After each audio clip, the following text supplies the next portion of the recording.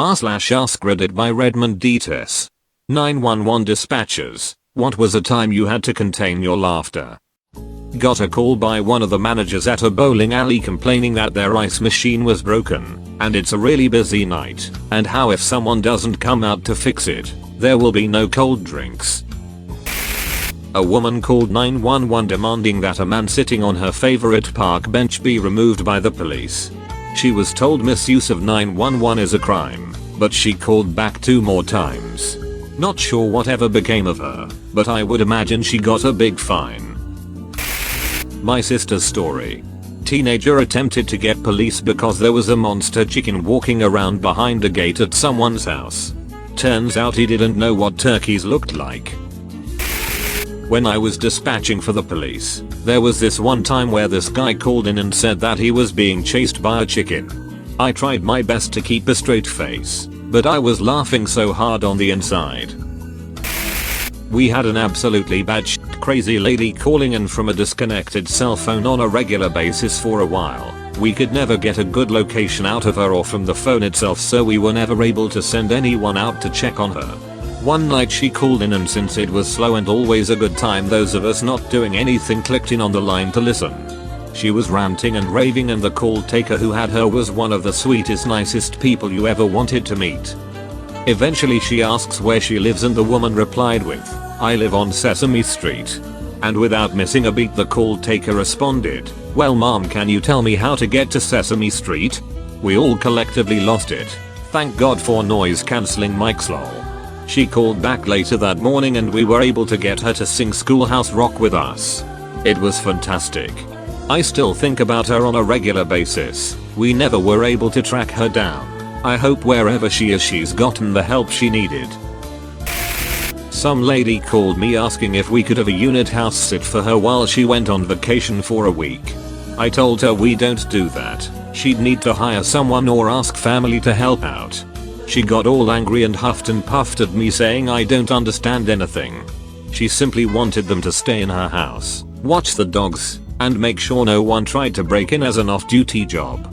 I once again said we don't do off-duty work in civilian homes, and she angrily hung up on me. I still think back to it and laugh. People are weird. Not a 911 call, but our dispatch received a call from a woman who was concerned about her friend.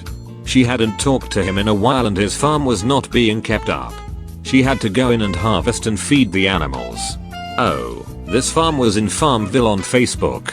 This was a guy she was only friends with on Facebook, through Farmville. All the time. However, it's not so hard because there is a highly utilized mute button. Not a dispatcher, but worked in the ER for a couple years. People do come in moderately often with sex toy related issues. A common pattern was that female patients came with their partner, but male patients were almost always alone. The funniest occasion with a couple, a woman came in after a piece of a sex toy got stuck inside. As she left for x-ray, I hear her boyfriend telling the nurse, "Yeah, I even tried a spoon and a straw," while being a bit too descriptive with his hands. One of the more WTF encounters. A single gentleman came in and explained after partying with some women over the past weekend. It was Thursday, they shoved eggs in his ass and he thinks one cracked. Call came in. Guy was chasing down a vehicle on some backcountry road because the teenagers in the other car had thrown a block of cheese at my caller and hit him in the head. I confirmed it multiple times before I typed that out. Block, not slice. Dispatcher put it out over the radio. 2 officers and the sheriff all called in and confirmed that yes, we said a block of cheese. I'm in California, not Wisconsin.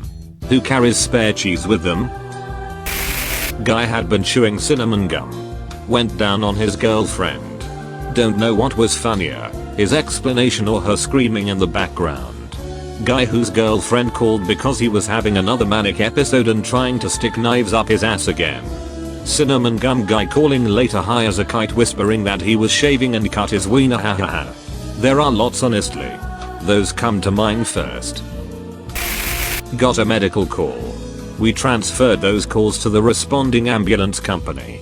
We had to listen in just in case we needed to respond.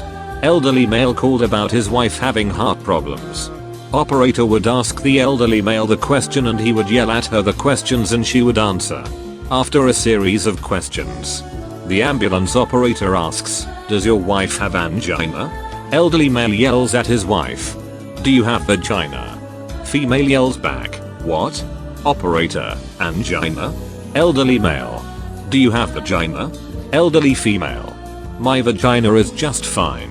It's my heart that hurts." I lost it. My mic was muted.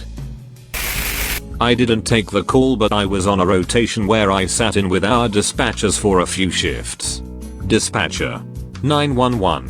What is your emergency? Woman: my boyfriend put a ring on and that we can't get it off. Okay. Have you tried dish soap or a lubricant? We used lube before he put the ring on. Now he's really swollen.